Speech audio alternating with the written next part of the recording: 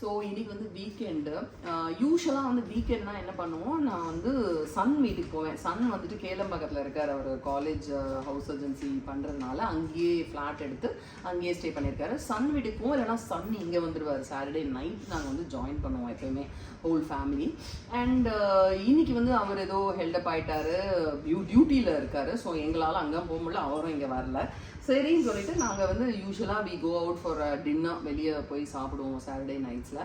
இன்னைக்கு வந்து for a change அந்த காலத்து pattern like a beach, Marina beach, Besant Nagar பீச்லாம் அப்போ போவோம் ஒரு 10-15 years back. But all of a sudden இப்போ ரீசெண்டாக ஒரு வாக்கிங் போகும்போது பீச்சில் வந்து பார்த்தீங்கன்னா ரொம்ப ரொம்ப ரொம்ப நல்லா லைவாக வந்து சீ ஃபுட் எல்லாம் போட்டு பயங்கரம் ரொம்ப நாளாக இருக்குது. பட் நான் ரீசெண்டாக என் மைண்டில் ஹிட் ஆனது வந்து அடடா நம்ம இங்கே வரலாமே, ரொம்ப வருஷங்கள் ஆச்சு பீச்சுக்கு வந்து அப்படின்னு சொல்லி பிளான் பண்ணி ஒரு நாள் கண்டிப்பாக அந்த சீ ஃபுட்டெல்லாம் பார்த்தோன்னே எனக்கு ரொம்ப ரொம்ப ரொம்ப பிடிக்கும். என்னோட favourite is sea food.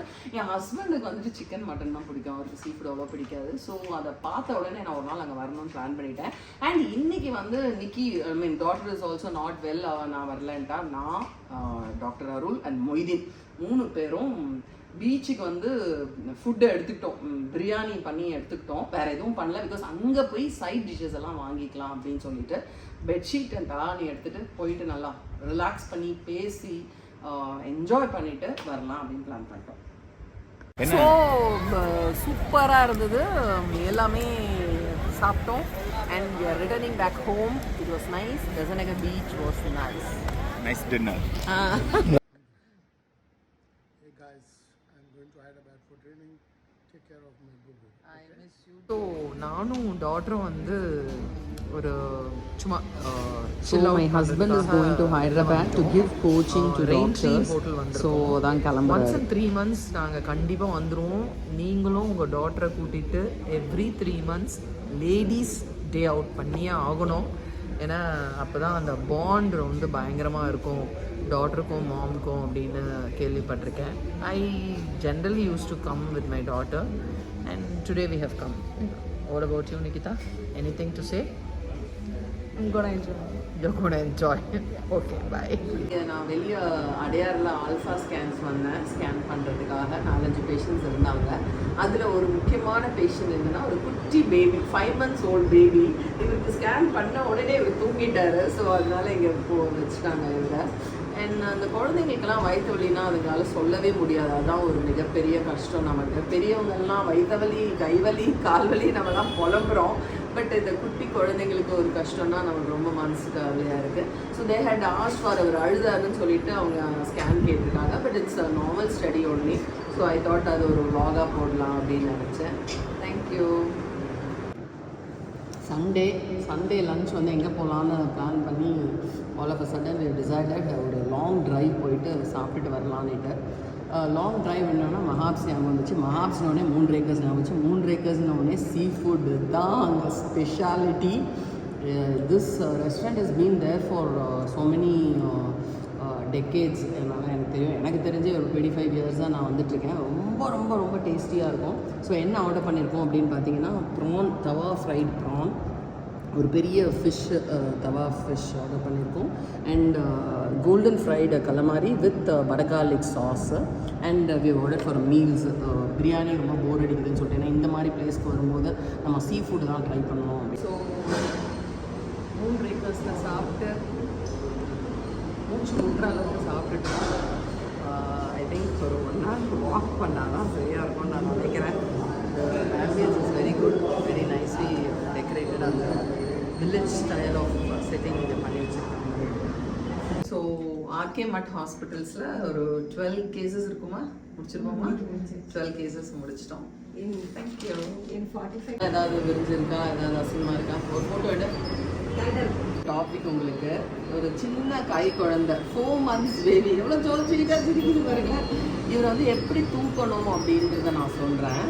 Okay, குட்டி பேபியை வந்து தூக்குறதுக்கு வந்து ஈவன் என்னோட சன் கூட அன்றைக்கி ஒரு பேபியை டெலிவரி பண்ணிவிட்டு பயந்து இப்படி மூட்டை தூக்குற மாதிரி இப்படி தூக்கிட்டு வர்றாரு. அப்படி தூக்கணும்னு அவசியம் இல்லை.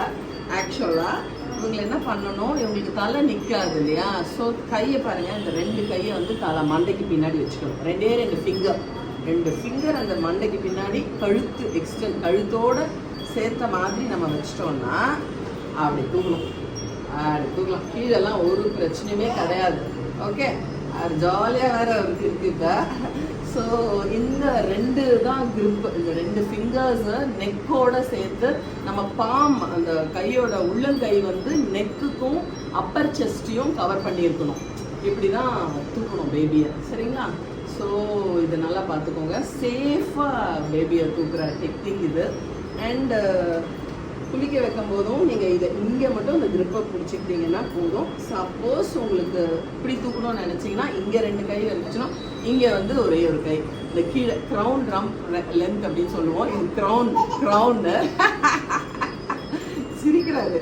அப்புறம் இது ரம்ப், பின்னாடி நான் வந்து பட்டக் கிட்ட ஒரு கை வச்சுருக்கேன், அது வந்து ரம்ப். க்ரௌன் ரம்ப் லென்த் வந்து நாங்கள் 13 வீக்ஸ் ஆஃப் ப்ரெக்னென்சியில் 12 to 13 வீக்ஸில் நாங்கள் மெஷர் பண்ணுவோம். அதே பேட்டர்னில் இப்படி தான் வச்சு படுக்க வச்சு மெஷர் பண்ணுவோம். அதை நான் உங்களுக்கு போட்டு காட்டுறேன் அந்த அல்ட்ராசவுண்ட் இமேஜை.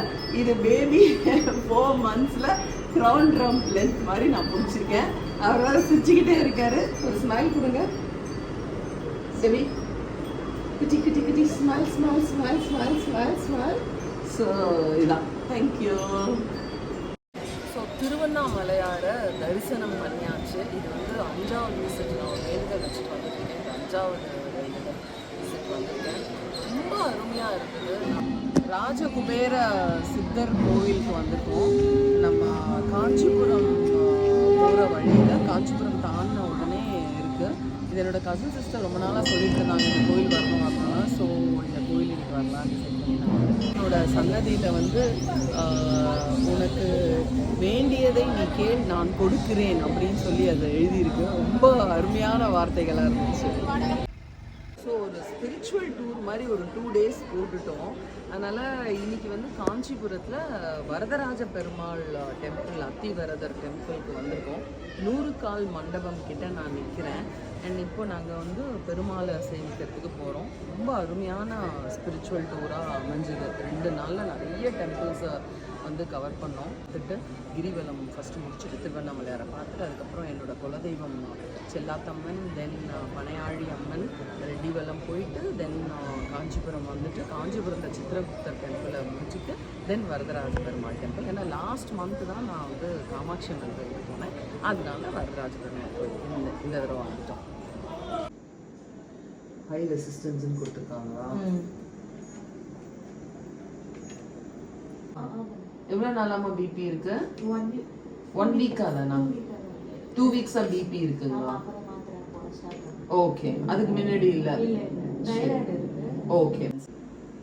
So this is the NT scan. I'm showing the baby CRL development of the fetus. So இதான் NT scan. ஸோ இப்போ வந்து நான் ஒரு அல்ட்ராசவுண்ட் கான்ஃபரன்ஸ்க்கு கிளம்பிட்டேன். So I have been called to give 1 lecture. நான் அதனால் போயிட்டுருக்கேன். One happy weekend, Saturday Sunday. So Saturday வந்த உடனே ரொம்ப ஹாப்பியாக இருக்கும். பிகாஸ் half a day தான் நான் சாட்டர்டே ஒர்க் பண்ணுவேன். Saturday half a day and Sunday full day. I need energy. I need to rest to get energy for the next week. Neighbour aunty வந்திருக்காங்க என்கிட்ட ஸ்கேன் எடுக்க. So நானும் அவங்களும் நல்லா ஜாலியாக டைம் ஸ்பெண்ட் பண்ணிட்டு இருக்கோம். கலானி. ஸோ இன்னைக்கு வந்து நான் என்ன சொல்ல போறேன்னா, சில பேர் என்ன கேட்டாங்க லைஃப் அண்ட் டெத் எக்ஸ்பீரியன்ஸ் உங்களுக்கு ஏதாவது இருக்கா அப்படின்னு சொல்லிட்டு. அதாவது பயங்கரமான ஒரு ஷாக்கிங் இன்சிடென்ட்ல நம்ம உயிர் தப்பிச்சோம். அந்த மாதிரி ஒரு விஷயங்கள் நிறைய பேர் வாழ்க்கையில் நடந்திருக்கும்.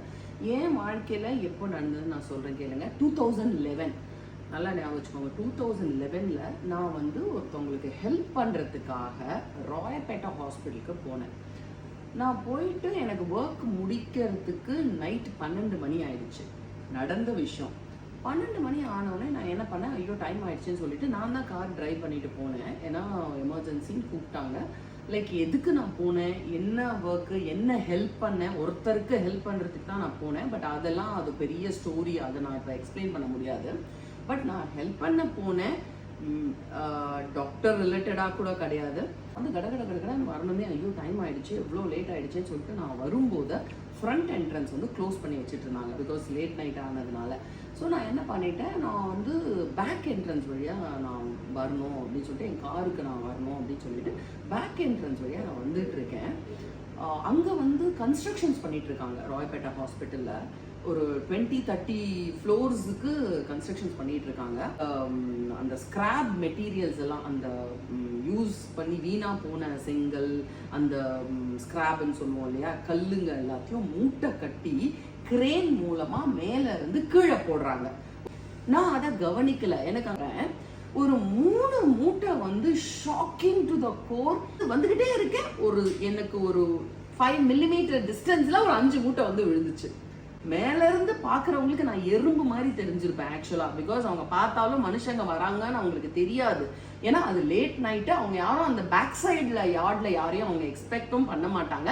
அவங்க வேலையை முடிக்கிறதுக்காக அவங்க கடன்னு எல்லாத்தையும் போட்டுருக்காங்க. காலையில் இதை பண்ண முடியாதுன்றதுக்காக நான் ஜஸ்ட் மிஸ்ஸு ஒரு 5 மில்லிமீட்டர் ஒரு 1 சென்டிமீட்டர் டிஸ்டன்ஸில் வந்து விழுந்துச்சு. அந்த மூட்டை சப்போஸ் என் மேலே விழுந்துருந்ததுன்னா ஞாபகம் வச்சுக்கோங்க, 2011 நவம்பர் மந்த்து நான் வந்து அப்படியே அந்த மூட்டை விழுந்து நான் அப்படியே சமாதியாக இருப்பேன். எலும்பு கூடு தான் கிடச்சிருக்கும். நான் வந்து எங்கே போனேன்னு கூட யாருக்கும் தெரிஞ்சிருக்காது. பிகாஸ் நான் காரை ஓட்டிட்டு வேற போயிருக்கேன். டிரைவர் கூட எனக்கு வெயிட் பண்ணி இருக்க மாட்டாரு. நான் இன்னும் போனேனே, நான் இன்னும் வரலையேன்னு கேட்க. My husband was in Russia. N husband ரஷ்யாவில் இருந்தார். அப்போ அவர் MD-RD பண்ணிட்டு இருந்தாரு. குழந்தைங்க, சின்ன குழந்தைங்க, ஒருத்தருக்கு ஹெல்ப் பண்ண போய் எனக்கு வந்து இந்த மாதிரி ஒரு நிலமா வந்துச்சு. ஓ மை காட், கடவுளே என்னை காப்பாத்திட்டீங்க, ரொம்ப நன்றின்னு நான் சொல்லி ஒரு 5 நிமிஷம் நான் கொஞ்சம் ஓரமாக போய் அப்படியே நின்றுட்டேன். மேலே பார்த்தா அங்கே கிரேனில் வந்து கொட்டிக்கிட்டே இருக்காங்க. நான் நின்று அந்த 5 நிமிஷம் நான் பிரெத் எடுக்கிற டைமில் ஒரு 100 மூட்டையை கொட்டிட்டாங்க. அங்கே அப்படியே மூட்டை குவியலாக போய்கிட்டு இருக்கு. சப்போஸ் எனக்கு என் மேலே அது விழுந்திருந்து நான் அன்னைக்கு நான் வந்து இது பண்ணியிருந்தேன்னா என்னை தேடி இருக்கணும். 1 மந்த் கழிச்சு கூட நியூஸ் வந்திருக்கும். எங்கே போனேன், என்ன ஏதுன்னு ரீசர்ச் பண்ணி தேடி கண்டுபிடிச்சி இன்வெஸ்டிகேட் பண்ணி தான் என்னை வந்து ஒரு எலும்பு கூட பார்த்துருப்பாங்கன்னு நான் நினைக்கிறேன். ஸோ எனக்கு வந்து அது ஒரு மிகப்பெரிய ஒரு விஷயம். அது ஒரு மிகப்பெரிய ஒரு ஆக்சிடென்ட். எனக்கு நான் ஒரு 5 நிமிஷம் முன்னாடி நான் கிளம்பியிருந்தேனா கூட மேபி அந்த டிஸ்டன்ஸ்க்கு நான் போயிட்டு இருப்பேன். இல்லை ஒரு 2 மினிட்ஸ் முன்னாடி நான் கிளம்பியிருந்தேனா கூட நான் சொன்னேன் இல்லையா, 5 mm ஒரு 1 சென்டிமீட்டர் டிஸ்டன்ஸில் வந்து விழுந்தது அந்த மூட்டைகள் அப்படின்ட்டு. அந்த விழுந்த ஷாக்கில் நான் கொஞ்சம் தூரம் வந்துட்டேன் பார்த்துட்டு. ஸோ அன்னைக்கு நான் போயிருந்தேன்னா இன்னைக்கு நான் பேசியே இருக்க மாட்டேன். எதுக்கு சொல்ல வரேன்னா, ஹெல்ப் பண்ணுறது முக்கியம். ஹெல்ப் பண்ணுறதுக்காக தான் போனேன். அந்த ஹெல்ப்பை என்னால் டீட்டெயிலாக எக்ஸ்பிளைன் பண்ண முடியாதுங்க. பட் பரவாயில்ல. பட் என்னோட உயிரை பணைய வச்சு ஹெல்ப் பண்ணேன் அப்படின்ற ஒரு சந்தோஷத்தில் தான் நான் இன்றைக்கும் நான் எனக்கு நானே பெருமைப்பட்டுக்கிறேன். பிகாஸ் நான் ஹெல்ப் பண்ணவங்க வந்து அதை பற்றி கவலையே படுற மாதிரி எனக்கு தெரியல. அவங்க அதை லீஸ்ட் பாதர்டாக தான் நினச்சாங்க. நான் சொன்னேன், பட் ஐ டென்ட் எக்ஸ்பிளைன். ரொம்பவும் எனக்கு நம்ம எக்ஸ்பிளைன் பண்ணி சொல்கிறதுக்கு ஒரு மாதிரி இருக்கும்ல. பண்ண ஹெல்ப்பை திருப்பி அதை வந்து சொல்லி காட்ட நல்லா இருக்காது. ஸோ நான் சும்மா லைட்டாக சொன்னேன், இந்த மாதிரி நான் அன்றைக்கே போய் சேர்ந்துருப்பேன் அப்படின்னு சொல்லி சிரிச்சுக்கிட்டே நான் சொன்னேன். They also tend take it very seriously. But எனக்கு இன்னும் அது நினச்சாலே எனக்கு கதி கலங்கும். இன்னைக்கு கொஞ்சம் ஏர்லியாக வந்துட்டேன், 6:30. அண்ட் நான் ஏதாவது ஒரு ஐட்டம் பண்ணலாம் அப்படின்னு பிளான் பண்ணிட்டு டிசைட் பண்ணிட்டே இருக்கும்போது வீட்டில் என்ன பண்ணி வச்சிருக்காங்க மெய்ட் அப்படின்னா, இன்னைக்கு பீங் வெனஸ்டேனால எக் கிரேவி, எக்கு போட்டு ஒரு குருமா மாதிரி பண்ணியிருக்காங்க. கோதுமை தோசை இன்னைக்கு இல்லை? ஆமாம். ஸோ அதோட கூட வந்துட்டு மாங்காய் சட்னி பண்ணலாம் கோதுமை தோசைக்குன்னு சொல்லிட்டு என்ன பண்ணியிருக்காங்க, திஸ் வேர்க்கடலையை கடாயில் எண்ணெய் விட்டு வேர்க்கடலை, பச்சை மிளகாய், மாங்காய், ஜீரகம் போட்டு நல்லா வதக்கி வச்சுருக்காங்க. நீங்கள் அரைக்கிறதுக்கு முன்னாடி நான் ஒரு வாட்டி காமிச்சிடுறேன் வீடியோவில் அப்படின்னு சொல்லிட்டு நான் அப்படியே அவங்கக்கிட்டேருந்து வாங்கிட்டேன். ஸோ இதை அரைச்சிவாங்க. மாங்காய், வேர்க்கடலை, பச்சை மிளகா போட்டு வதக்கின சட்னி அண்ட் எக் குருமா. எனக்கு எக் குருமா அவ்வளோ பிடிக்காது. ஸோ அதனால எனக்கு மட்டும் சட்னி பண்ணுறாங்க. அண்ட் இன்றைக்கி நம்ம வந்து என்ன ஐட்டம் பண்ண போகிறோம்னா, பிரெஸ்ட் சிக்கன் பிரெஸ்ட். வாங்க இங்கே பாருங்கள். ஸோ இப்போ இந்த ஒயிட் சிக்கன் பண்ணுறதுக்கு வந்து என்ன பண்ணணும்னா, 1/2 kg சிக்கனை வந்து வேக வச்சிடுறோம். பிரெஸ்ட் சிக்கன், ஓகே, போன்லெஸ் சிக்கனை வாங்கி அதை வேக வச்சிடுறேன் first. Then what I'm doing is, இந்த ஐட்டம்ஸ் எல்லாம் என்னென்னா, பட்டர் வேணும், கார்லிக், பூண்டு குட்டி குட்டியாக கட் பண்ணி வச்சுக்கிட்டாச்சு, அண்ட் மைதா எடுத்துக்கிட்டோம், மில்க் ஒரு கப் எடுத்தாச்சு, லெமன் ஜூஸ் எடுத்துக்கிட்டோம், அண்ட் அந்த பெப்பர், இடித்த பெப்பரும் கொஞ்சம் சில்லி ஃப்ளேக்ஸும் எடுத்து வச்சுருக்கு. ஸோ இதை போட்டு நம்ம ஒயிட் சாஸ் தனியாக பண்ணிவிட்டு தென் சிக்கனை பாயில் பண்ணி சால்ட் போட்டு சிக்கனை பாயில் பண்ணி இந்த ஒயிட் சாஸில் மிக்ஸ் பண்ண போகிறோம். ஓகே, ஸோ பட்டர் போட்டாச்சு. பட்டர் போட்டு ஒரு சாட்டே பண்ணோன்னே கார்லிக் பீசஸ் தென் எத்தனை ஒரு 5-6 பல் பூண்டு போட்டுருப்பியா? ஓகே. ஸோ இங்கே வந்து சிக்கன் வந்து பாயில் ஆகிட்டு இருக்கு. மில்க் போட்டுட்டேன். இங்கே ஒரு cup full of milk. So maida வந்து கொஞ்சமாக கரைச்சி போட்டுட்டோம்.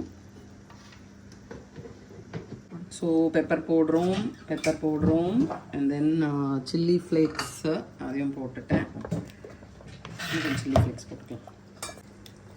லெமன் ஜூஸ் போட்டாச்சு.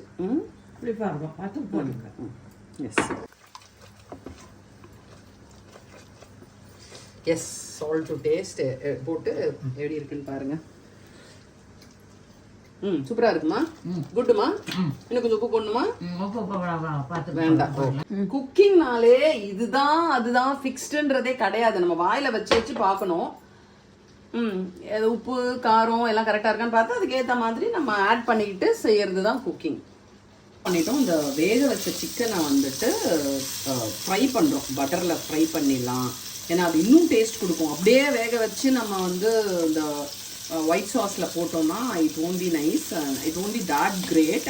ஐ தாட் ஒரு பட்டரில் ஃப்ரை பண்ணிவிட்டு கொஞ்சம் பெப்பர் போட்டுடலான்றங்க. ஓகே, கொஞ்சமாக நான் பெப்பர் போட்டுடுறேன். அண்ட் நல்லா ஃப்ரை பண்ணிவிட்டு கொஞ்சம் ஃப்ரை பண்ணி தென் அந்த ஒயிட் சாஸில் போடலான்னு பிளான் பண்ணுறோம். திடீர்னு ஒரு சேஞ்ச் ஆஃப் பிளான்.